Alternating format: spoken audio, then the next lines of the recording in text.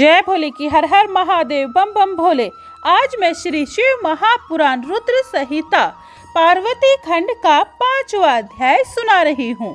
हिमालय का तप। ब्रह्मा जी बोले, देवता हिमाचल तथा मैना को उपदेश करके चले गए थे। तभी से वे दोनों स्त्री पुरुष भगवान रुद्र तथा जगदम्बा के ध्यान में मगन रहने लगे और उनका श्रद्धा से पूजन करने लगे। वे उमा देवी को संतान रूप में पाना चाहते थे, ब्राह्मणों को दान देकर। मैना देवी ने चैत्र मास से व्रत तथा पूजन आरंभ कर दिया। निराहार रहकर व्रत पूर्ण किया। व्रत के पूर्ण होने पर उमा देवी दोनों पति पत्नी पर प्रसन्न होकर शीघ्र ही उनके सामने प्रकट हो गई और हंसकर मैना से बोली, हिमाचल प्रिय, तुमने केवल मेरी प्राप्ति के लिए व्रत तप आदि साधन किए हैं। मैं तुम पर बहुत प्रसन्न हूँ, इसीलिए अपनी इच्छा से वर मांग लो। मैना बारंबार नमस्कार करके बोली, जगत की मातेश्वरी, आपकी जय हो। मैं तो आपकी ही शरण में हूँ। यदि आप मुझ पर प्रसन्न हैं तो पहला वर मुझे यह दे कि मुझे बड़ी आयु वाले बलवान पराक्रमी रिद्धि सिद्धियों से युक्त 100 पुत्र प्राप्त हों। दूसरा वर आप यह दें कि आप ही सुंदर गुणों से युक्त रूपवती, दोनों कुल तारने वाली, आनंद देने वाली, त्रिलोकी में पूजनीय, देवताओं के कार्य सिद्ध करने वाली मेरी कन्या के रूप में आकर अवतार ले और आपका भगवान रुद्र के साथ विवाह करूं। ब्रह्मा जी बोले, नारद जी, इस प्रकार मैना के मांगे हुए वरों को सुनकर उमा देवी मंद मंद हंसती हुई बोली, मैंने तुझे 100 पुत्र प्राप्ति का वर दे दिया। उनमें सबसे बड़ा पुत्र अधिक बलवान होगा और दूसरे वर में देवताओं की कार्य सिद्धि के लिए मैं भी तुम्हारे यहाँ पुत्री रूप में अवतार लूंगी।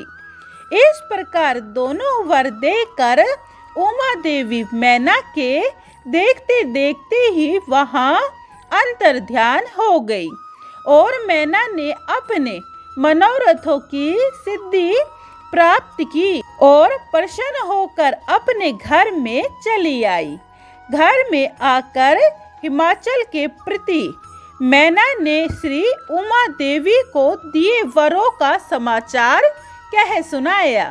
तब तो दोनों ही अपने भाग्यों की सराहना करने लगे। ब्रह्मा जी बोले, कुछ समय के बाद मैना को गर्भ हो गया। पूर्ण समय हो जाने पर ज्येष्ठ पुत्र मैनाक ने जन्म लिया। तब तो हिमालय के नगर में बड़े भारी उत्सव होने लगे। ब्राह्मणों को बहुत से दान प्राप्त हुए। पति पत्नी दोनों प्रसन्न हो गए। 100 पुत्रों में मैनाक बड़ा था। वह नाग कन्याओं का पति बना। जब इंद्र पर्वतों के ऊपर क्रोध करके पर्वतों को काटने लगा, तब यही मैनाक भय करके समुद्र की शरण में चला गया। वहां समुद्र के साथ उनकी मित्रता हो गई। 5वां अध्याय समाप्तम। जय भोले की। 6वां अध्याय श्री पार्वती जन्म। सुनिए। ब्रह्मा जी बोले, नारद जी, मैना तथा हिमाचल दोनों पति पत्नी देवी उमा एवं भगवान रुद्र के ध्यान में निरंतर रहने लगे। उनके बाद जगत की माता उमा देवी अपना वर सत्य करने के लिए पूर्ण अंशों के द्वारा हिमालय पर्वत राज के हृदय में आकर विराजमान हुई। तब उत्तम समय जानकर हिमाचल की परम प्रिय मैनावती ने गर्भ स्थापित किया। मैना रानी गर्भवती हो गई उनकी शोभा एवं कांति निखर आई। फिर 10 मास पूर्ण हो जाने पर सती शिवा कल्याणी मैनावती के गर्भ से प्रकट हो गई।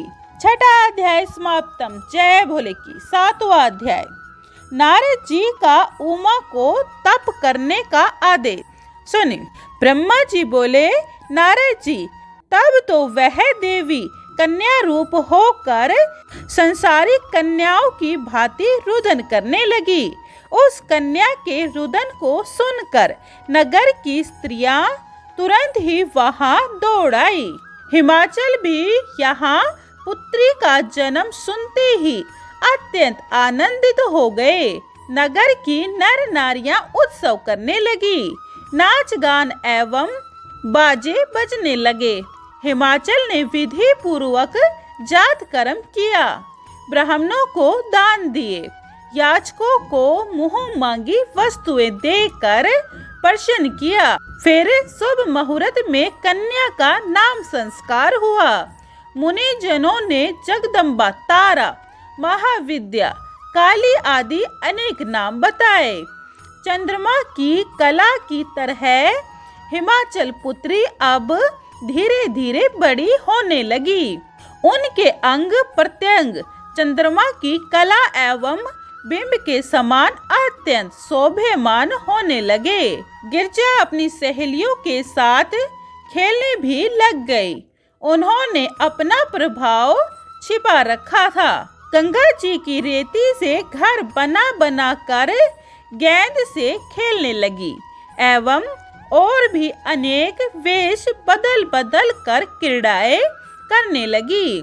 फिर पढ़ने के समय गुरु गृह में जाकर परम प्रसन्नता से ध्यान लगाकर पढ़ने लगी। ब्रह्मा जी बोले, नारद, तुम शिव लीला को भली भांति जानते थे और शिव प्रेरणा से ही वहां गए थे। हिमाचल ने सत्कार किया और अपनी कन्या को तुम्हारे पास लाकर प्रणाम कराया और स्वयं भी बारंबार प्रणाम करने लगा। फिर बोले कि नारद मुनि जी, आप भूत, भविष्य, वर्तमान जानते हो, परोपकारी एवं परम दयालु हो। कृपया मेरी कन्या का भाग्य बताएं। जब हिमालय ने ऐसा कहा कि तुमने श्री पार्वती जी का हाथ देखकर कहा कि पर्वतराज, तुम्हारी कन्या की भाग्य रेखा में सब उत्तम लक्षण है। इसका पति योगी, नग्न रहने वाला, निर्गुण, काम वासना रहित, माता पिताहीन, अभिमान रहित, अपवित्र एवं साधु वेशधारी होगा। इतना सुनते ही दोनों पति पत्नी अत्यंत दुखी हो गए और उमा ने मन में विचार किया कि नारद की बात सदा सत्य होती है। इन लक्षणों वाले तो रुद्र हो सकते हैं। यह विचार आते ही स्वयं उमा अतीव आनंदित हुई। तब अत्यंत व्याकुल हुए हिमाचल नारद जी से बोले, नारद जी, अब इसके लिए क्या उपाय किया जाए?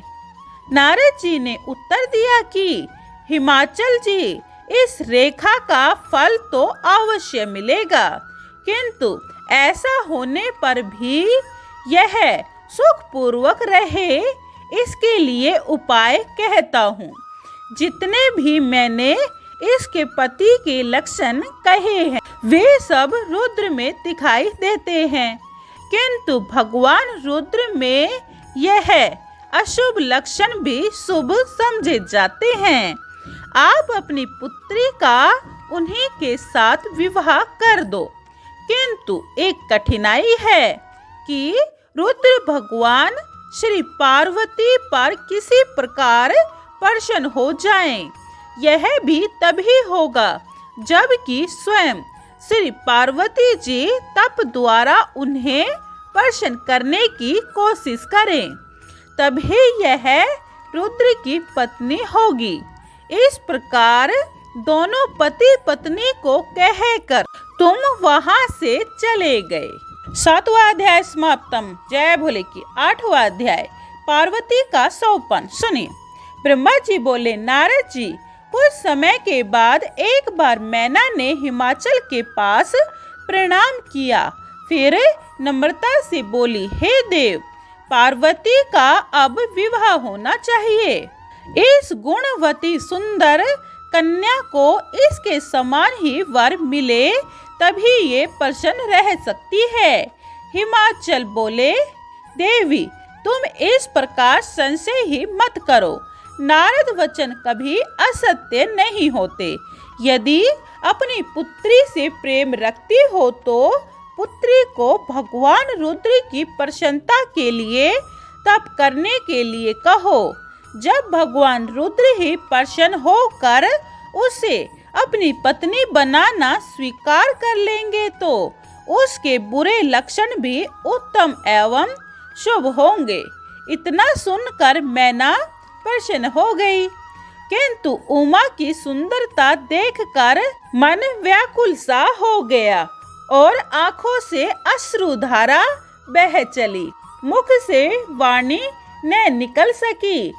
तब सबके मन का भाव जानने वाली श्री उमा जी ने माता के भाव समझकर उन्हें धैर्य देकर कहा, माता जी, मैंने आज रात ब्रह्म मुहूर्त में एक विचित्र सौपन देखा है, जिसमें मुझे एक तपस्वी ब्राह्मण ने मुझसे कहा कि तू भगवान रुद्र की प्राप्ति के लिए तप कर। श्री पार्वती जी से सुनकर मैना ने अपने पति से श्री पार्वती के सौपन का वृत्तांत कहा। 8वां अध्याय समाप्तम। जय भोले की। हर हर महादेव। बम बम भोले। 9वां अध्याय अगली वीडियो में सुने। अगर आपको हमारी वीडियो पसंद आई हो तो लाइक, शेयर और सब्सक्राइब जरूर करें। जय भोले की।